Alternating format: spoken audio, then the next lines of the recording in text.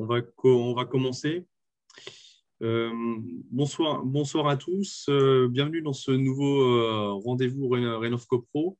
Je m'appelle Mathieu Leduc. Je suis conseiller énergie référent copropriété à l'ALEC Sud Parisienne. Donc, l'ALEC qui est l'acronyme d'Agence locale de l'énergie et du climat. Nous sommes en charge d'accompagner un public divers et variés sur toutes les questions de transition énergétique, hein. Ce public, généralement, est constitué d'élus locaux, de professionnels, et puis aussi parfois de copropriétaires en bâtiment collectif ou en résidant en maison individuelle. Voilà, donc nous, les accompagnements que l'on propose, on les dispense sur l'ensemble de l'agglomération Grand Paris Sud et ses 23 communes. Et depuis le 1er janvier, l'agglomération Valdière-Val de Seine. Pardon. Le sujet que je vous propose aujourd'hui, on va s'intéresser à un système de chauffage alternatif. Donc, le bois qui, on va le voir, présente justement des caractéristiques intéressantes et qui permet de se démarquer d'autres énergies. Alors, pour commencer, pour rentrer un petit peu dans le vif du sujet, hop là, je vais commencer par mettre en avant ce chiffre qui est issu du bilan énergétique de la France pour 2019, qui en fait concerne la consommation d'énergie à la fois du logement et la consommation d'énergie liée à la mobilité pour se déplacer. Donc, entre 2019 et 2018, il est dit qu'un ménage français a payé en moyenne 3 140 € pour consommer de l'énergie. Au sein de ce budget, si on cherche à zoomer un petit peu, on retrouve grosso modo une part liée à la consommation d'énergie du logement et puis une autre part liée à la consommation en carburant. Cette consommation d'énergie liée au logement, elle est présente dans une proportion un peu plus importante que celle liée au carburant, à savoir qu'on est, sur un ratio 51-49 à peu près %. Ce que je veux vous dire, hein, c'est que sur ce budget-là, les ménages français ont payé en moyenne leur énergie, entre 2019 et 2018 donc, ont payé en moyenne leur énergie 2,3 % plus cher que les autres années, et que cette hausse justement est imputable non seulement à l'énergie du logement, donc voilà, c'est propre aux caractéristiques même du logement qui, en fonction de sa vétusté, de pas mal de paramètres, peuvent l'amener à surconsommer. Voilà. Et le deuxième paramètre, le deuxième facteur qui peut expliquer cette hausse, c'est la hausse elle-même du prix de l'énergie résidentielle qui est portée notamment par l'électricité et le gaz. Voilà, qui sont les deux principales formes d'énergie qu'on peut trouver dans les logements. Et puis, on peut aussi évoquer le fuel, qui est une énergie pas mal présente aussi en Île-de-France et qui permet d'alimenter 4 500 copropriétés encore, uniquement sur le périmètre Île-de-France, et à peu près 3,5 millions de logements en France. Voilà. Donc, ça reste encore des proportions importantes. Donc, voilà. Et puis, pour finir sur ce chiffre, vous dire simplement que sur cette année 2019-2018, le budget énergie a représenté 9 % du budget total des ménages, un budget donc, qui est en augmentation par rapport aux années précédentes qui, elles, on était plutôt sur 8 %. Voilà, donc ce qu'il faut comprendre, c'est que le budget énergie augmente et qu'effectivement, des réflexions s'imposent de plus en plus pour contrecarrer un petit peu cette hausse.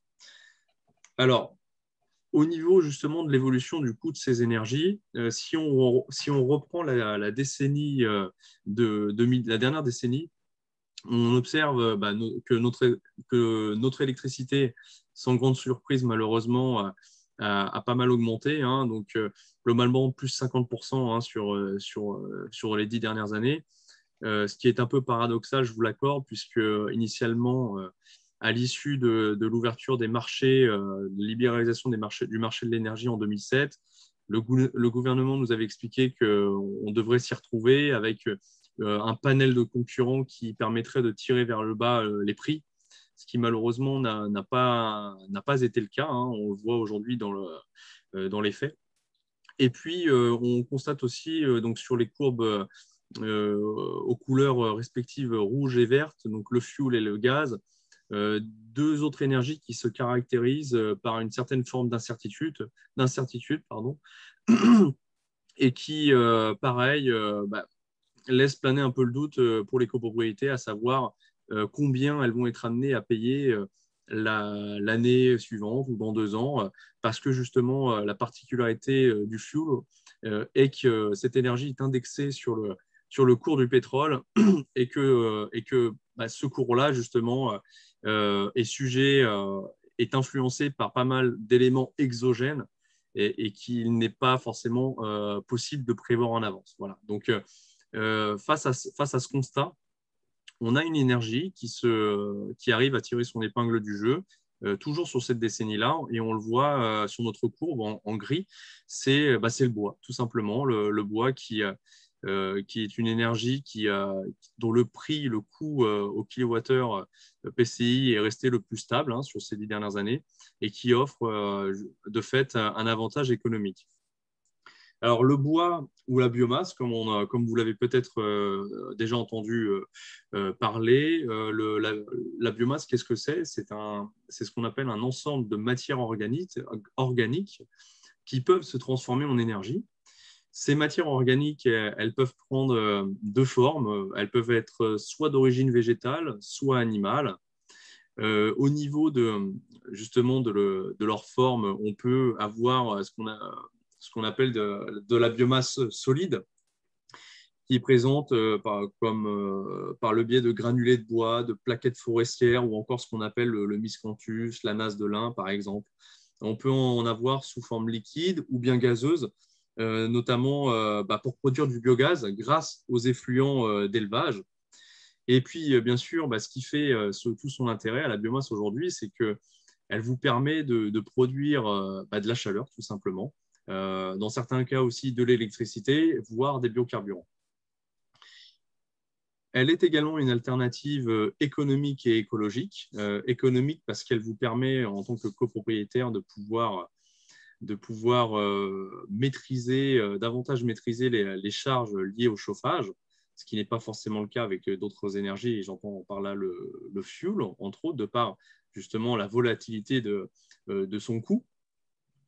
Et puis enfin, la biomasse, l'un de ses avantages, c'est que d'un point de vue financier, elle peut s'inscrire dans un projet de rénovation globale et qui peut englober non seulement des aides à la rénovation pour cette rénovation, mais également pour certains dispositifs locaux, en l'occurrence, des bonus spécifiques si vous délaissez votre ancien système de chauffage gaz-fuel pour de la biomasse. Voilà. Donc, on a aussi des politiques locales qui se veulent incitatives et qui rendent encore un peu plus le chauffage bois, l'usage du chauffage bois pertinent. Voilà. En parlant de rénovation globale, je fais une brève parenthèse sur ce à quoi ça peut ressembler si vous envisagez éventuellement de vous lancer dans une rénovation de votre copropriété. Voilà un peu le rendu qu'on peut avoir. Ici, c'est le cas d'une copropriété qu'on a accompagnée du côté du Coudray-Monceau, donc sur notre agglomération. Et typiquement, l'idée, c'est de vous montrer un petit peu ce qu'on peut espérer attendre lorsqu'on fait de la rénovation, une rénovation globale. Voilà. Donc, voilà ce qu'on peut obtenir. Les autres avantages, ils sont multiples, hein. L'idée derrière, c'est quand vous rénovez, quand vous changez votre système de chauffage, c'est de gagner en confort, c'est de gagner en performance, de réduire votre facture énergétique. C'est également valoriser plus largement votre immeuble qui va pouvoir prendre de la valeur. On va appeler ça, dans ce cas-là, on va appeler cette notion la valeur verte. Et puis, l'idée aussi, c'est qu'à travers ce projet de rénovation globale, vous allez pouvoir ce qu'on appelle mutualiser les coûts et réaliser vos travaux en un temps réduit. Voilà, donc un certain nombre d'avantages qu'on peut avoir à incorporer ces travaux, je dirais, dans un package qui vous permet de les réaliser dans un temps, limité. Euh, donc, on a déjà quelques notions ensemble donc économiques sur ce que peut représenter le recours au chauffage bois. Maintenant, ce que je vous propose, c'est de répondre aux questions comment finance-t-on ce projet, ce type de projet? Quelles sont les conditions à réunir pour déployer un tel système? Quels sont les retours d'expérience? Et pour y répondre, j'ai le plaisir de recevoir Thomas Dos Santos, qui est ingénieur d'affaires de la société Agroénergie et qui va vous parler et mettre en avant quelques exemples concrets de projets de conversion de chauffage fuel et gaz, et vous parler également voilà, des financements qui peuvent être mis en place, des retours sur investissement également qui peuvent être attendus. Thomas, je te laisse la parole. Yes, merci. Bonsoir à tous. Alors, je vais commencer en présentant Agroénergie. Agroénergie, c'est une jeune PME qui a moins de 10 ans d'expérience, d'existence, qui est basée à Paris et à Orléans, ainsi que dans le 77, et dont la vocation est de fournir une chaleur la plus décarbonée possible à des ensembles, des bâtiments de logement, des bâtiments donc, résidentiels, tertiaires. On chauffe également des piscines, mais bon, ce n'est pas l'objet du webinaire de ce soir. On est 30 personnes et principalement des cols bleus. Donc, on a nos compagnons qui sont en CDI chez nous, hein, des tuyauteur, des soudeurs, des électriciens et puis des techniciens d'exploitation pour fournir un service clé en main qui va de la conception à l'exploitation en passant par les travaux de construction de chaufferie et d'aménagement d'aménagement hydraulique au sein de la chaufferie. Mathieu, est-ce que tu peux avancer, s'il te plaît? Voilà, donc on voit hein, les trois briques métiers qu'on a, conception, installation, exploitation. L'idée, c'est que nos interlocuteurs, qui soient promoteurs et aménageurs sur des programmes neufs ou copropriétés, quand on s'adresse à de l'existant, hein, ce qui est le cas ce soir, que finalement, nos clients n'aient qu'un seul interlocuteur et que ce soit la même personne qui les aide au début de la réflexion, mais aussi 5 ans après que la chaufferie ait été mise en service et qu'on est vraiment en phase d'exploitation et qu'il faut gérer les problématiques du quotidien. Donc voilà. Ce qu'on voit aussi, c'est ce financement-là qu'on propose avec la conception. Effectivement, sur les projets d'énergie renouvelable, on a quand même un billet d'entrée généralement qui n'est pas anodin à mettre hein, sur la table pour se doter d'une énergie renouvelable, alors qu'on soit en chaleur, en électricité, en gazification, tout ce qu'on veut. Et donc, nous, on s'est rendu compte très vite au début de notre naissance que si on ne proposait pas de financer le projet à la place de nos clients, finalement, on ferait très peu de projets parce qu'il y a peu de nos clients qui ont le budget. Alors, comment ça fonctionne de manière très schématique hein, quand on finance le projet, on le finance sur une durée donnée et c'est derrière, lors de la vente du mégawattheure, qu'on va avoir une part dans le mégawattheure qui est liée à l'amortissement du financement. Donc, en gros, je vous dis une bêtise, le mégawattheure, il coûte 60 euros en temps normal. Si on a financé, il coûtera peut-être 70 euros puisqu'on a besoin d'amortir le financement sur une période donnée. Alors, nos financements, généralement, les durées de financement, ça va de 8 ans à une vingtaine d'années pour les très gros projets. L'enjeu est de permettre aux clients très vite de savoir à quoi il va s'en tenir en termes de fonctionnement, en termes de dimensionnement de l'installation, mais aussi en termes de coût de la chaleur sur les X années à venir. Voilà, alors, quand on est sollicité sur un projet biomasse, la première question à se poser, Mathieu, est-ce que tu peux… Ah ouais, je ne m'attendais pas à ce slide-là. On va encore avancer, puis Ouais, on reviendra juste après pas de dessus. souci. C'est là? Merci. Ouais. Yes, nickel. La première question à se poser, c'est la question du gisement à proximité. Quel gisement on a à proximité? En France, aujourd'hui, la biomasse principalement utilisée, comme le disait Mathieu, hein, c'est le bois. Alors, il y a deux grands types de bois énergie qu'on utilise. C'est le granulé de bois qu'on va utiliser plutôt sur des petits projets, plutôt urbains, où on a peu d'espace de stockage. On a généralement aussi peu de consommation, donc c'est une énergie qui est assez dense, donc plus facile à stocker, qui demande moins d'espace de stockage. On l'appelle aussi pellet ou granulat. Enfin, bon, il y a plusieurs termes, mais en gros, c'est du bois qui est densifié et qui prend la forme soit de billes, soit de petits cylindres qui font 1 à 2 cm de long. Et l'autre grand type de bois énergie, c'est la plaquette forestière qu'on réserve plutôt aux projets ruraux ou périurbains et qu'on va avoir sur des écoquartiers ou des villes. C'est un combustible qui est un peu moins cher, mais qui est plus difficile à stocker, qui demande beaucoup plus d'espace. Et donc, il faut généralement réfléchir à l'échelle d'un écoquartier pour stocker ce combustible-là, quoi.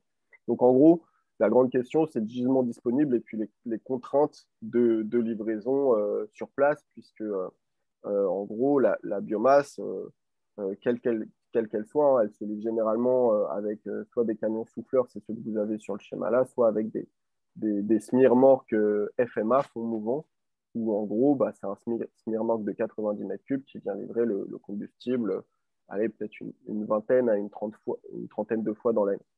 Donc c'est pas anodin et c'est des interrogations auxquelles il faut répondre très, très tôt dans la genèse du projet parce qu'il y a plein de fois où on a été sollicité où en gros, le camion n'avait pas la place de passer et puis tout bêtement, le projet ne peut pas se faire même si tous les autres paramètres sont ouverts, quoi. Donc voilà, sur le schéma, vous voyez hein, comment ça se passe. On essaye d'être le plus circulaire possible dans notre activité avec un gisement le plus local possible, qu'on soit en plaquette forestière ou en granulé de bois.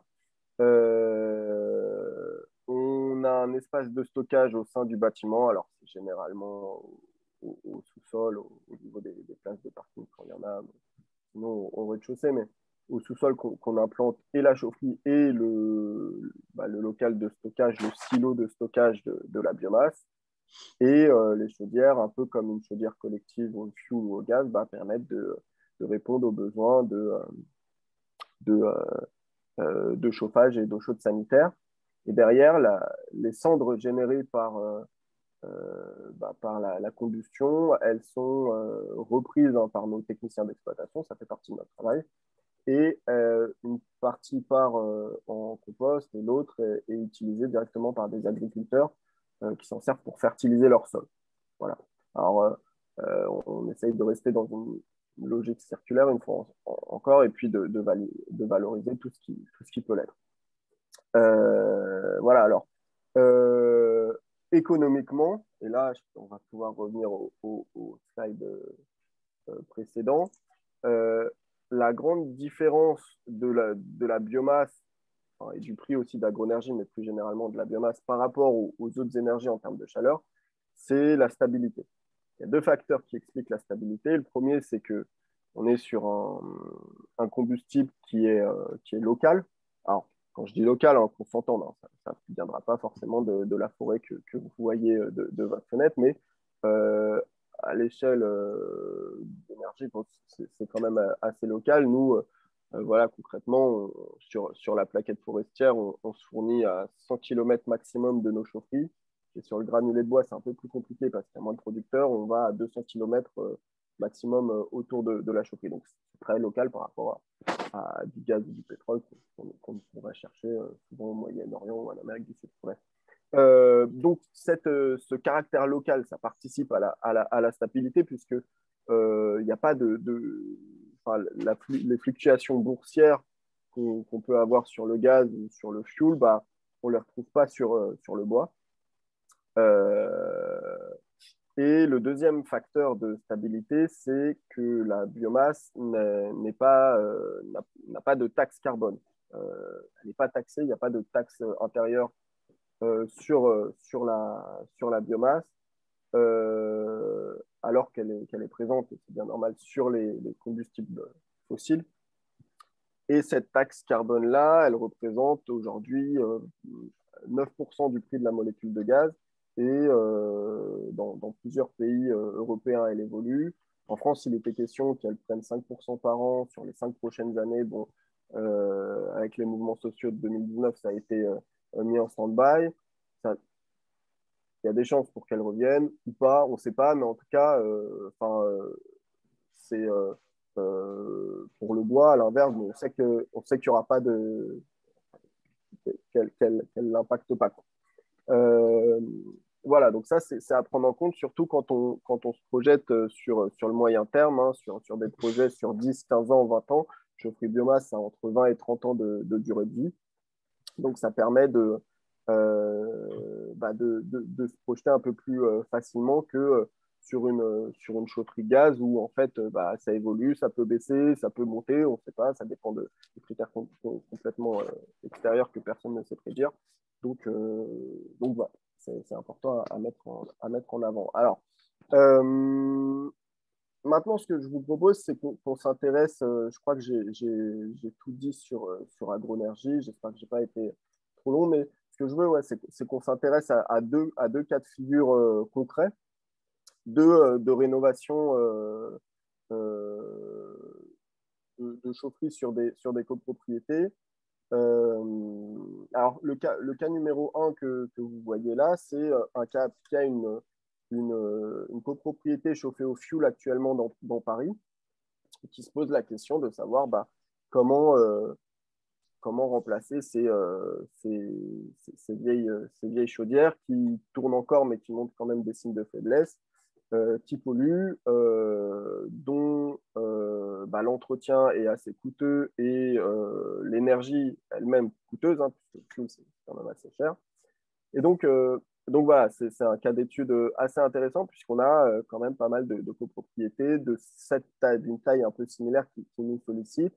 Là, on a affaire à 15 logements, copropriété qui date des années 70, et on a une consommation de 250 MWh annuelle pour une facture annuelle de 34 000 euros TTC de la chaleur. Donc, c'est pas rien, hein, ça correspond, comme vous le voyez, à plus de 2 000 euros de facture de chaleur par logement. Alors, on a travaillé avec la copropriété, on a répondu aux premières questions qu'on s'est posées, hein, comme je vous ai présenté, gisement local, contraintes de livraison. Alors, vu la taille des locaux techniques, il n'y a que le granulé de bois qui est envisageable. La rue que vous voyez, elle rend possible la livraison au granulé de bois. De manière générale, s'il y a un camion qui livre du fioul peut passer, un camion souffleur au granulé de bois peut passer également. Et on sait travailler assez localement puisqu'on a un producteur de granulés à moins de 150 km.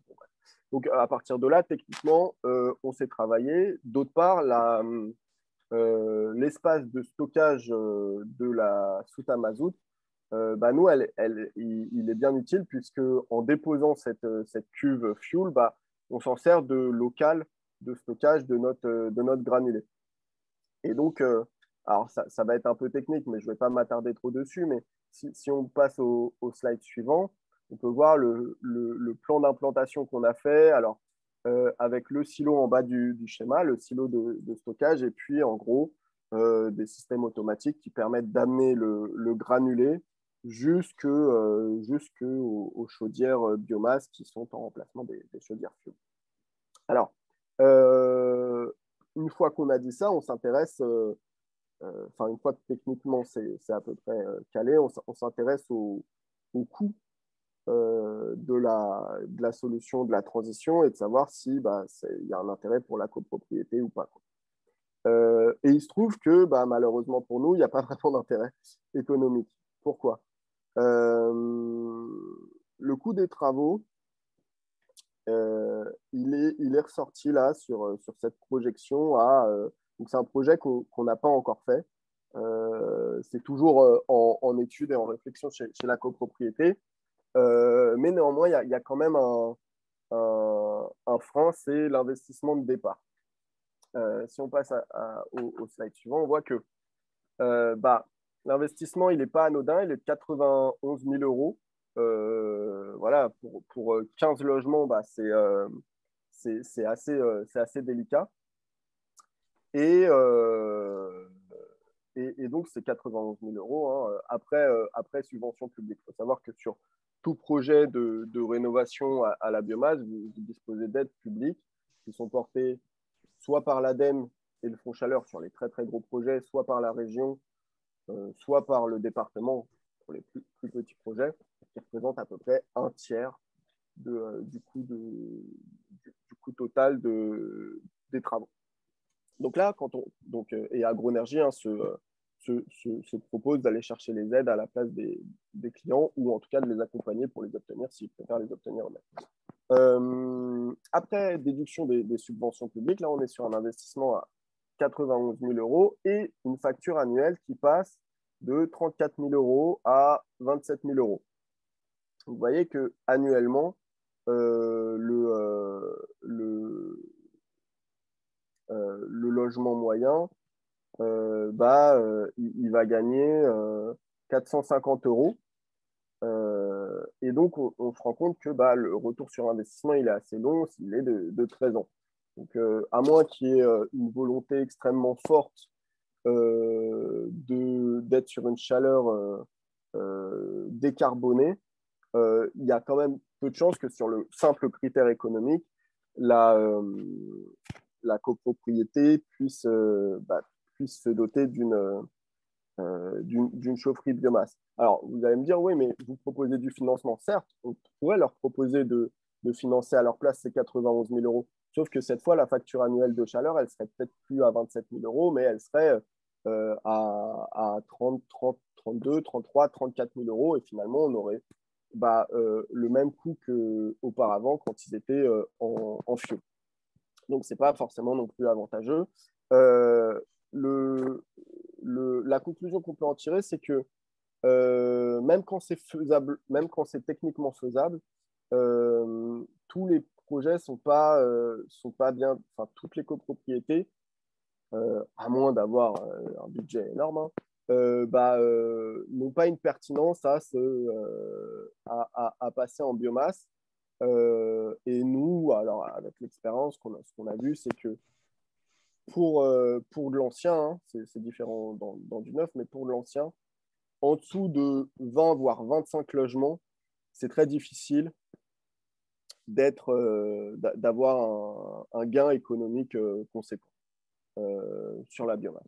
Voilà.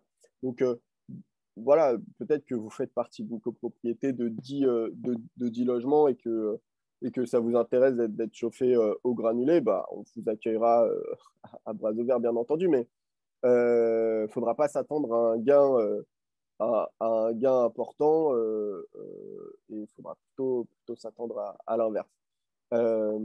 Voilà. Si on passe au cas d'étude numéro 2, donc là, on est sur un tout autre type de projet. Vous voyez, 350 logements sociaux. Pareil, hein, des immeubles des années 70, dans le 77 à Lizy-sur-Ourcq. Et en fait, il s'agit là d'un ensemble de bâtiments gérés par un bailleur social, mais chaque bâtiment a sa propre chaufferie collective gaz. Là encore, des installations assez vieillissantes et une facture annuelle totale de 250 000 euros de TTC de chaleur. Alors là, quand on raisonne sur cette échelle-là, on peut plus envisager de la plaquette forestière puisqu'on a beaucoup plus d'espace à notre disposition. On peut créer un bâtiment pour la chaufferie et on peut stocker, voilà, le volume de stockage de la plaquette forestière, c'est autour de 200 mètres cubes. Généralement, c'est enterré, hein, c'est un silo enterré. Et là, en gros, après quelques analyses, on a identifié un endroit qui était propice à l'implantation de sa chaufferie et de son local.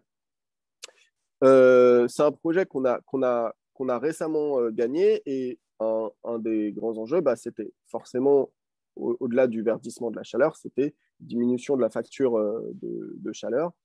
Et en fait, ce qui ressort, c'est que quand on dépose le gaz et qu'on arrête de chauffer au gaz pour se chauffer à la plaquette forestière, bah, la facture annuelle, elle passe non plus de 250 000, mais de 200 000 euros. Donc, il y a quand même un gain substantiel de 20% à peu près hein, d'économie pas d'économie d'énergie, mais d'économie de coût sur l'énergie.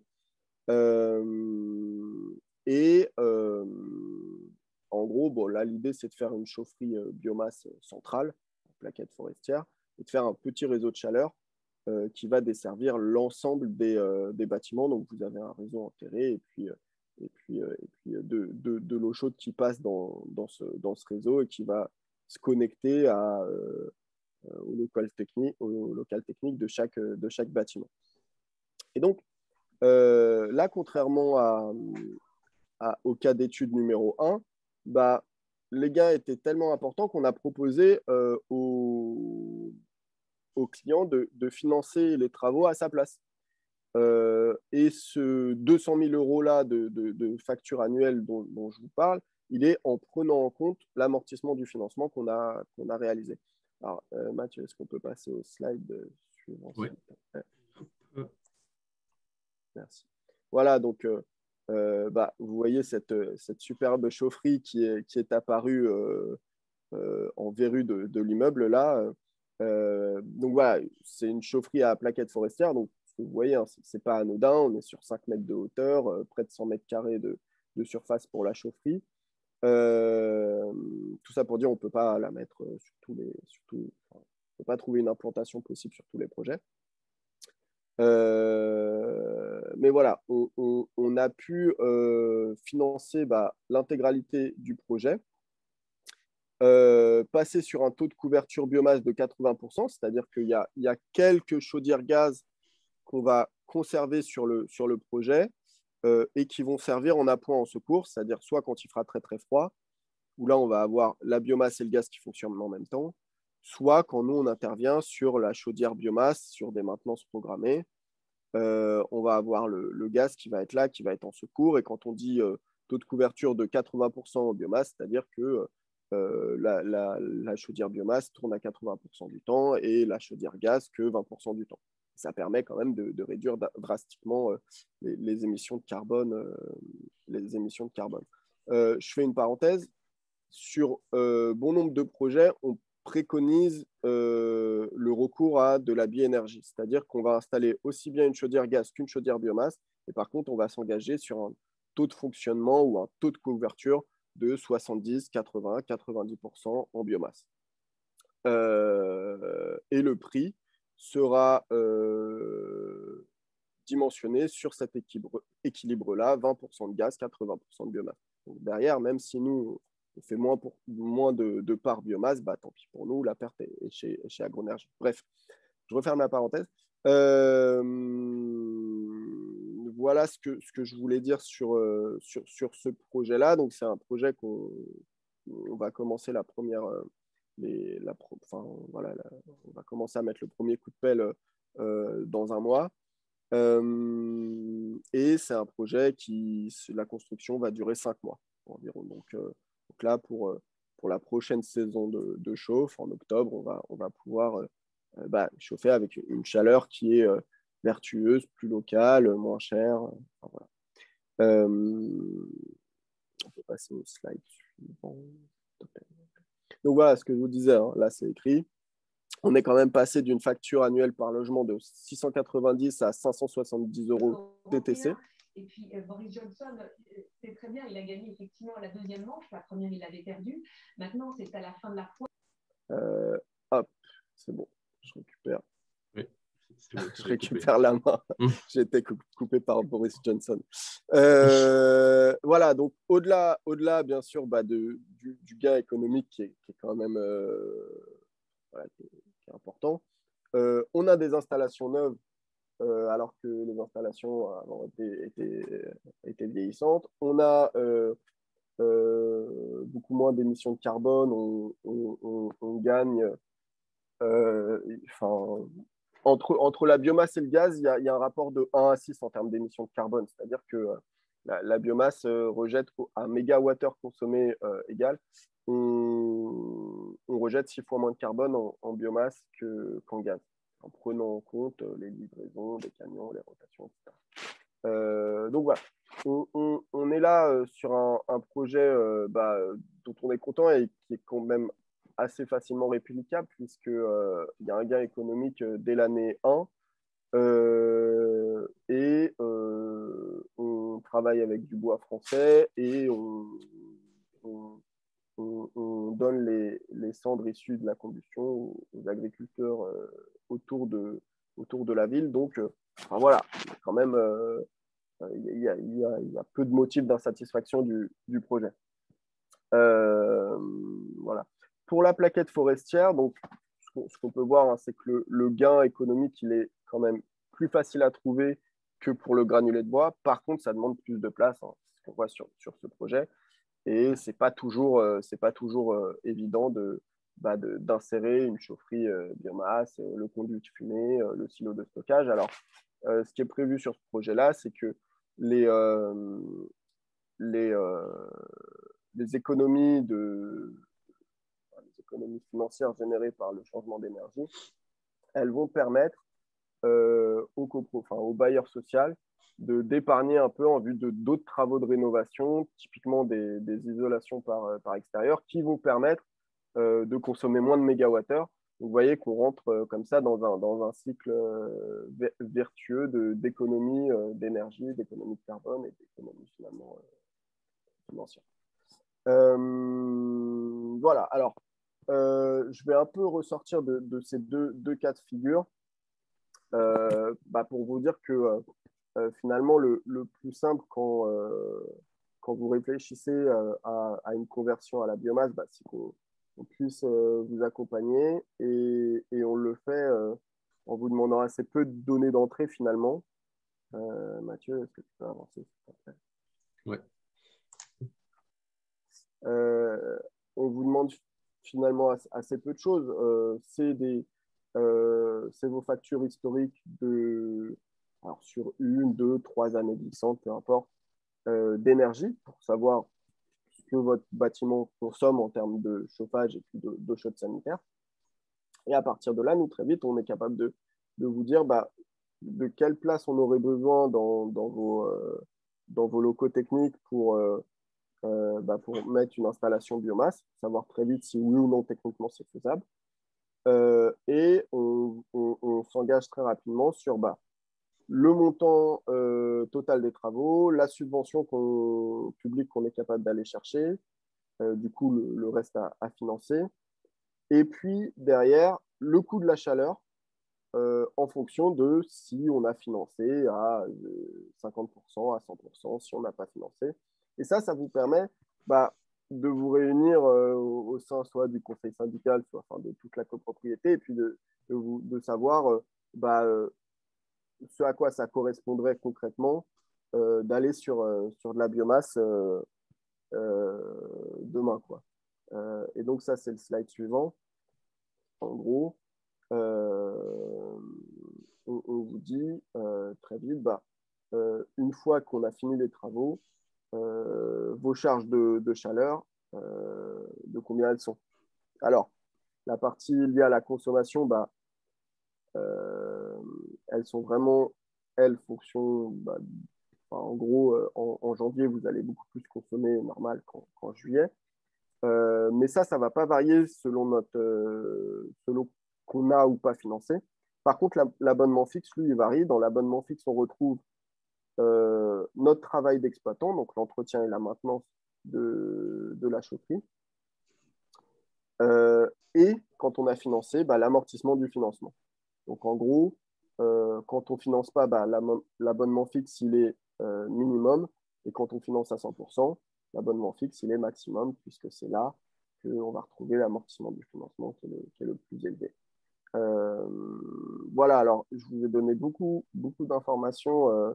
J'essaie d'être assez rapide. J'espère que c'était quand même clair. Mais voilà, on va essayer de clarifier en faisant parler un des usagers du service Agroénergie, qui est Alain Duflo. Et puis je reste bien sûr disponible pour les questions par la suite. Merci en tout cas pour votre écoute. Merci Thomas. Je vais donner la parole tout de suite à Monsieur Duflo directement. Je vais activer son micro.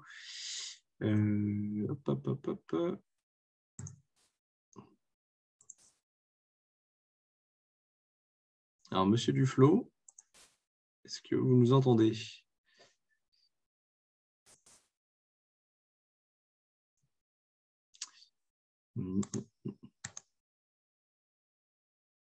Je viens de l'activer. Hein. Est-ce que vous m'entendez maintenant? Oui, génial. Vous pouvez y aller. Il est 18h45. On peut se donner 5-7 bonnes minutes. Et puis ensuite, on prendra les quelques questions par la suite, si ça vous va. D'accord. Bon, merci à tous et bonjour à tous. Je vais essayer d'être concis. Moi, ma démarche était un peu différente. Je me suis inscrit dans un programme immobilier où il y avait déjà la biomasse. Il devait aussi installer des panneaux solaires pour chauffer le sanitaire. Les panneaux solaires n'ont pas été mis en place. Bon, on a gardé la biomasse et ce que vous avez décrit, je me retrouve totalement dans la description des coûts. Donc, je présentais succinctement la résidence. C'est une petite résidence de 64 appartements avec 4 chaudières en sous-sol en type pelmatique, c'est-à-dire des pelés, comme les Anglais l'appellent. C'est des petites chauffage avec des petits granulés. La puissance est de 224 kW. Ces chaudières valent à peu près 25 000 €, donc il faut un investissement de 100 000 € pour avoir une bonne chaufferie. Ces chaudières sont alimentées par 2 silos. Donc les chaudières sont au premier sous-sol du parking et les silos sont en deuxième sous-sol. Et les pelés montent par une vis sans fin dans les chaudières. Donc voilà pour la description. Par contre, au passage, pour entretenir ces chaudières, il faut trouver des personnes qui connaissent la biomasse, telle que Agroénergie, sinon ça ne marche pas. On ne s'improvise pas chauffagiste en biomasse du jour au lendemain. Il y a toute une gamme d'entretien à connaître. Et on appelle ça le plan de maintenance préventive ou dans le jargon des fournisseurs, ça s'appelle une gamme de maintenance. Donc, il y a quand même un entretien régulier à faire. Si on ne le fait pas, les chaudières sont encrassées, ils produisent une chaleur médiocre et on est en dessous des coûts. Donc, encore faut-il, lorsqu'on dépense quelque chose, de bien mesurer la destination des coûts. Au départ, quand j'ai pris la présidence de cette résidence en conseil syndical, je me suis aperçu que les coûts n'avaient pas de destination. Donc, on disait qu'on dépensait à peu près par appartement 800 €. On ne savait pas à quoi ça correspondait les achats de granulés. Est-ce qu'ils étaient destinés au chauffage, destinés au sanitaire, etc. Donc, il faut il faut travailler en partenariat. Donc, on a travaillé avec le syndic et surtout avec Agroénergie qui nous a donné les solutions pour bien voir ce qu'on dépensait. Donc, l'entretien. L'entretien, il faut savoir ce qu'on dépense. Donc, cette année, on a dépensé 9 000 euros. C'est dommage, je ne savais pas, j'aurais pu faire des slides, ça aurait été beaucoup plus compréhensible. Est-ce que vous m'entendez? Est-ce que c'est clair ce que je dis? Oui, on vous entend très bien. Oui, c'est super clair. D'accord. Donc, on a dépensé 9 900 euros en gros d'entretien. Quand on le reporte cette somme par appartement, eh bien, ce n'est pas très cher. Et encore cette année, bon, le réseau de chauffage a 9 ans, donc il faut faire quand même quelques travaux, changer quelques pièces. On se retrouve à 164 euros par appartement.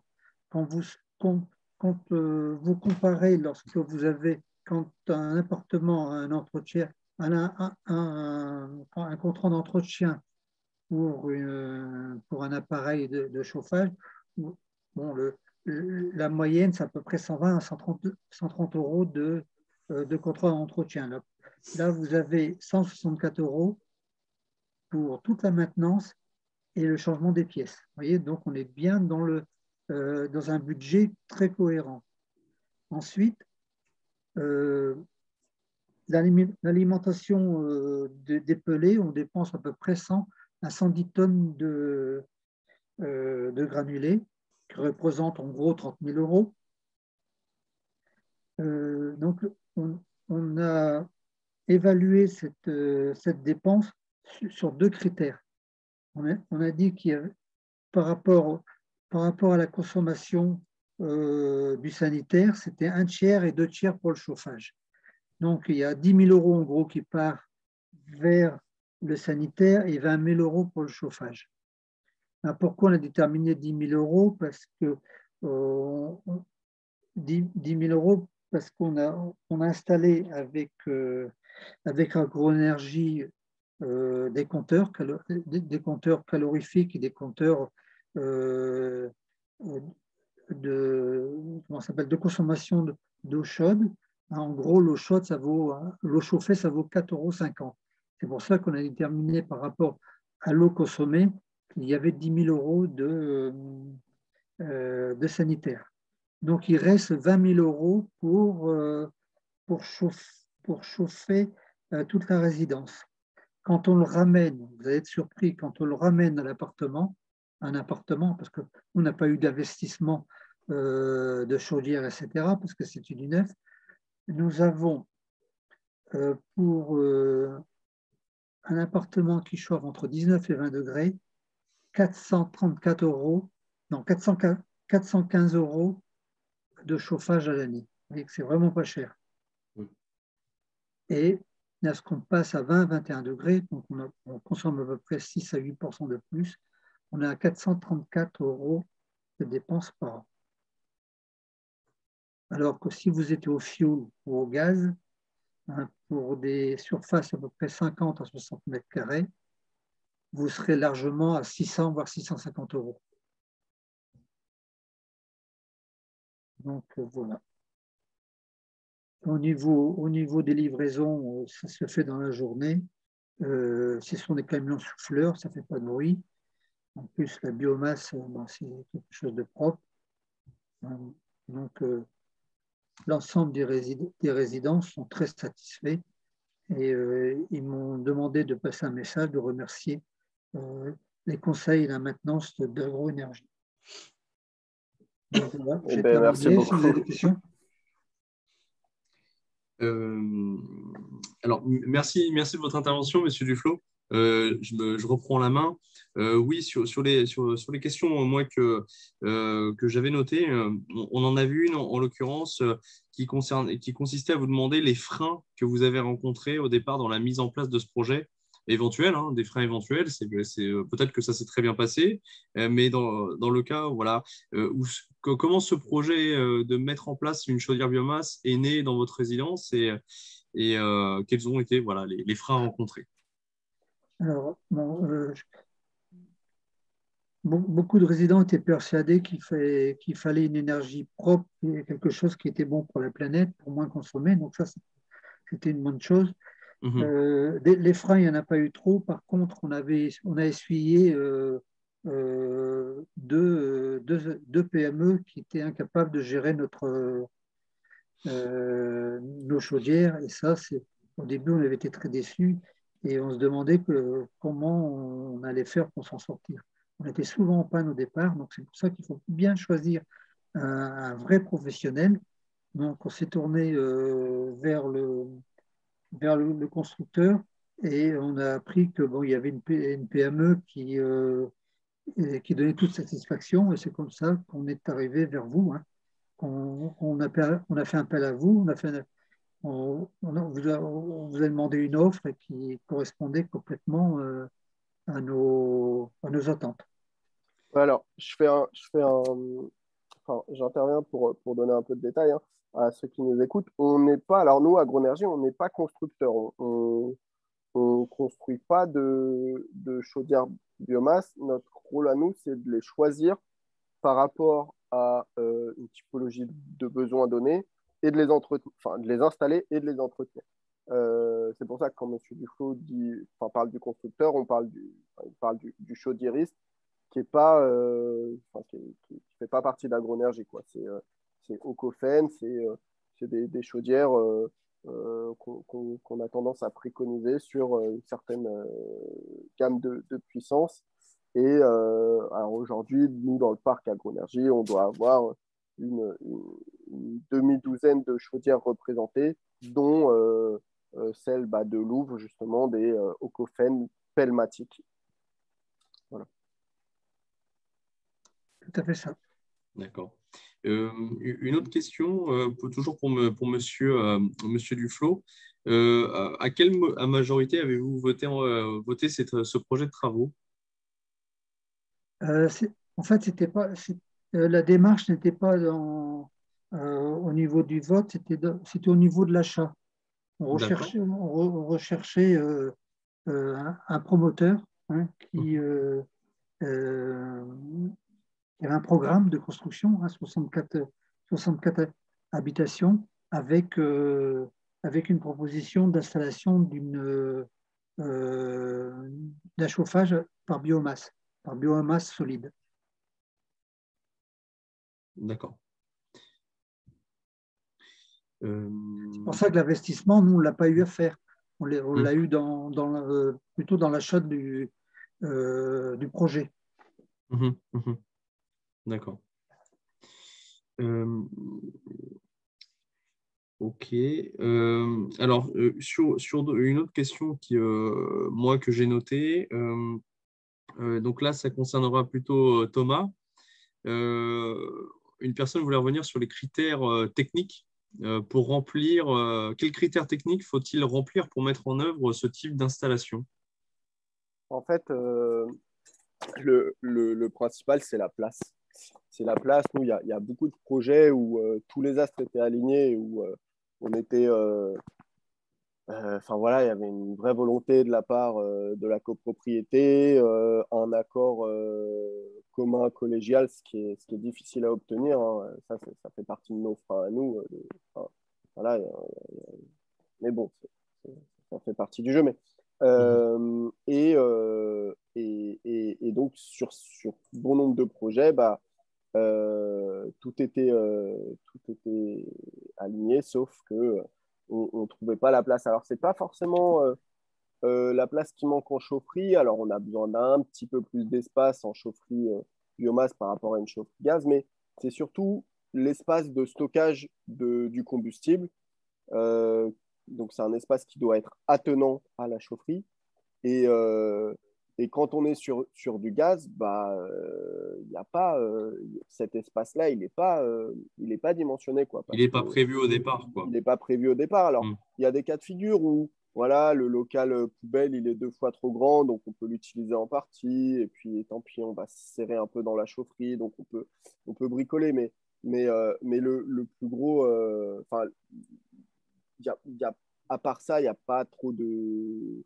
y a pas trop de contraintes, quoi. Enfin, c'est la place et c'est l'accès en voirie, mais ça va. L'accès pour la livraison, ça va plus nous dire quel type de biomasse on va travailler sur place, plutôt que si on peut ou pas travailler. La plupart du temps, on, euh, on sait acheminer un camion. Alors, on en prend des plus petits si la route est plus petite, mais on sait ravitailler une chaufferie. Et il y a des cas de figure où on crée carrément une voirie pour rendre le projet faisable. Après, bon, ça a un coût et c'est à mettre dans l'équilibre financier, quoi. D'accord. La durée de vie de ce type d'installation, donc je crois que vous y avez répondu tout à l'heure, c'est 30 ans, c'est ça? Oui, 20 à 30 ans. Oui, Ça peut même aller au-delà quand on a vraiment un super entretien dès le début et que surtout on travaille avec un combustible de super bonne qualité. d'accord. Donc, Euh, ce qui est quand même un sacré avantage, parce que généralement, sur des chaufferies classiques, on est plutôt aux alentours de 20 ans, quoi, grand maximum. Ouais, c'est ça, ouais. Donc, Bien de 10 ans à ouais, peu près. ouais, effectivement, effectivement. Alors, ouais, il y a d'anciennes chaufferies qui ont 50 ans et qui tournent encore, mais parce que c'était de la fabrication ancienne et que c'était super robuste et il n'y a pas forcément besoin de les remplacer. Mais effectivement, sur les projets récents, l'ordre de grandeur, c'est 15-20 ans. ouais. Donc 15-20 ans, et en parallèle, on a 30 ans, voire plus. Si on prend en compte, en plus de ça, le coût de l'énergie, donc on estime globalement que l'énergie prend 5% chaque année, on peut se dire que non seulement on peut avoir une installation donc, durable, mais en plus avec un coût de l'énergie maîtrisé, contrairement à d'autres énergies fossiles où leur prix, justement, est sujet à augmentation régulière depuis ces 10 dernières années. Ah oui, tout à fait. Dès qu'on se projette un peu, on voit un intérêt économique à passer en biomasse assez direct, hein. Ce qu'il y a, c'est que on est habitué dans nos vies voilà, à raisonner pas forcément en moyen terme, mais en court terme. Et voilà, si on prend le prix du gaz typiquement aujourd'hui, ben, il est très bas. Bon, il est en train de remonter, mais effectivement, là, pour le coup, quand on compare à l'instant T granulé et gaz, ça vaut pas le coup. Ce qu'il faut, c'est, comme vous le dites, faire l'exercice sur plusieurs années. Là, il y a un intérêt effectivement pour la planète et pour le portefeuille. Et le granulé, du coup, le granulé risque de devenir. Est-ce que Agroénergie a une visibilité justement sur la compétitivité prix du granulé bois par rapport au gaz, je ne sais pas, horizon 10 ans par exemple, ou pas? Euh, c'est euh, c'est difficile à dire. La réponse concrète, c'est non. Hmm. On n'en a pas. Par contre, ça fait plusieurs années qu'on nous met en garde sur une augmentation du prix du granulé en nous disant qu'il y aura de plus en plus de chauffage. Enfin, en tenant ce raisonnement suivant, il y a de plus en plus de maisons et puis de foyers équipés en granulé. Donc, au bout d'un moment, le cours va flamber.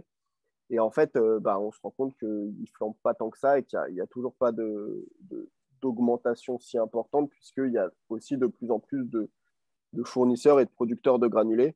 Il y a 10 ans, on manquait terriblement de producteurs de granulés. Aujourd'hui, on en manque de moins en moins.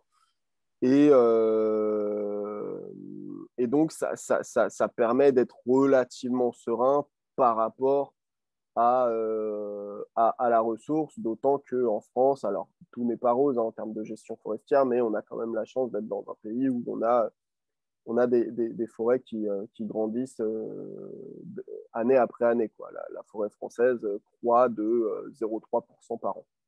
Euh, donc, par rapport à, là encore, une ressource fossile dont on sait elle est finie, on ne peut pas planter du gaz ou du fioul comme on plante des arbres, on est quand même relativement serein. Ça ne veut pas dire que sur une fenêtre de temps relativement réduite, tu n'auras pas une explosion du prix du granulé parce qu'on ne sait pas pourquoi. un critère qu'on n'aura pas su venir ou pas su maîtriser. Mais globalement, il y a plus de raisons d'être serein sur la stabilité du prix de la biomasse que sur d'autres énergies. D'accord. Très bien. Alors, sur une autre question qui m'avait été soulevée voilà, que je souhaitais balayer là sur notre webinaire. Donc, on me posait la question, vous avez parlé d'aide dédiée à la biomasse. Quelles sont les conditions pour en bénéficier? Donc, au niveau régional, je pense qu'Agroénergie est davantage expert que moi là-dessus. Moi, ce que je peux dire au niveau des aides locales ou nationales, de manière générale, c'est que on a des conditions, enfin, les aides à la copropriété sont généralement des aides qui sont mises en place pour favoriser la réalisation de bouquets de travaux. Généralement, on retrouve des conditions de gain énergétique qui sont de l'ordre de 35% pour les travaux qui sont envisagés. Et donc, la rénovation d'une chaufferie par un système de biomasse peut très facilement s'intégrer dans une rénovation globale. Et par ailleurs, l'incorporer dans ce type de projet peut vous permettre d'aller chercher de la subvention supplémentaire par rapport en complément de ce que Thomas mettait en avant sur les aides régionales. Donc voilà, on peut avoir une complémentarité des aides qui peuvent s'inscrire dans un projet de rénovation globale et qui peuvent de fait venir je dirais, amortir un peu le coût d'installation de ce type de système qui, à première vue, peut coûter un peu plus cher, mais de l'autre côté, on peut arriver à obtenir, on peut aller chercher des aides supplémentaires et c'est là que ça devient intéressant. Donc, on peut arriver du coup à avoir un plan d'amortissement qui soit davantage bénéfique pour la copropriété. Au niveau justement de ces aides en Essonne, on a ce qu'on appelle la prime écologie du 91 qui a été mis en place en avril 2019 par le conseil départemental du 91 et qui, pour la mise en place de tout système de chauffage à la biomasse, permet, en plus d'une aide socle de l'ordre de 1 800 euros par logement, permet d'octroyer un bonus supplémentaire par logement, toujours, de 500 euros si on a recours à un chauffage biomasse, et un autre bonus de 500 euros si notre équipement de chauffage initial était au fioul. Donc voilà, à garder en tête que initialement, on peut avoir des aides et des bonus supplémentaires voilà, en guise pour avoir été vertueux, tout simplement. Est-ce que Thomas, vous aviez quelque chose à rajouter là-dessus sur les aides régionales ou... Oui, alors simplement mettre en avant le fait que ces aides-là, voilà, elles sont assez systématiques. Alors nous, c'est vraiment des aides concentrées sur la biomasse. Et alors, effectivement, il y a des critères. Les critères, c'est des performances des équipements, donc des rendements des chaudières, des seuils d'émissions de rejet de fumée, etc. Bon, mais, il n'y a pas de notion de gain énergétique comme on peut le retrouver dans les aides, je dirais, classiques, traditionnelles pour la copropriété. Non. C'est voilà. Vraiment, donc il faut ça qu'il peut y ait être un un gain avantage carbone, aussi. Ouais. D'accord, très bien. Ok, bon, là, je vois qu'il est quasiment 19h10. Bon, on a pu balayer pas mal de points. Moi, je vais terminer rapidement en faisant la petite promotion de nos prochains événements. Alors d'abord, oui, effectivement, pour ceux qui s'intéresseraient justement, qui souhaiteraient monter en compétence sur la rénovation globale, on a la possibilité de s'inscrire sur des formations en ligne gratuites, je précise. Donc, l'une d'entre elles, c'est le MOOC Réno Copro, dont la session démarre aujourd'hui même. Le MOOC Renault CoPro vous permet justement de comprendre les différentes étapes qui permettent de mener avec succès un projet de rénovation globale au sein de votre copropriété. Et vous avez également la possibilité, donc, dans ces présentations que nous allons vous envoyer, vous aurez la possibilité de télécharger un guide sur comment mettre au vote des travaux de rénovation globale, ainsi que tout savoir sur la rénovation de votre copropriété. Et puis, pour terminer, si ce webinaire vous a plu, n'hésitez pas à consulter notre chaîne YouTube, sur laquelle vous le retrouverez. Vous pourrez le voir, le revoir, laisser des commentaires, nous poser des questions, on y répondra. Les contacts de Monsieur Dos Santos sont dans la présentation. Auquel cas, vous pourrez passer par moi pour toute demande d'informations complémentaires sur votre projet. Et puis, pour terminer, vous dire que vous donnez rendez-vous justement le 22 avril prochain où on s'attardera cette fois-ci sur l'évolution des aides financières. Donc, de manière générale, MaPrimeRénov' copropriété en l'occurrence, qui fait pas mal débat et qui, justement, on a pas mal de copropriétaires qui étaient demandeurs de ce type d'informations. Donc voilà, pour tout savoir sur le nouveau dispositif MaPrimeRénov', plus les autres aides type coup de pouce, on vous donne rendez-vous le 22 avril prochain à 18 h.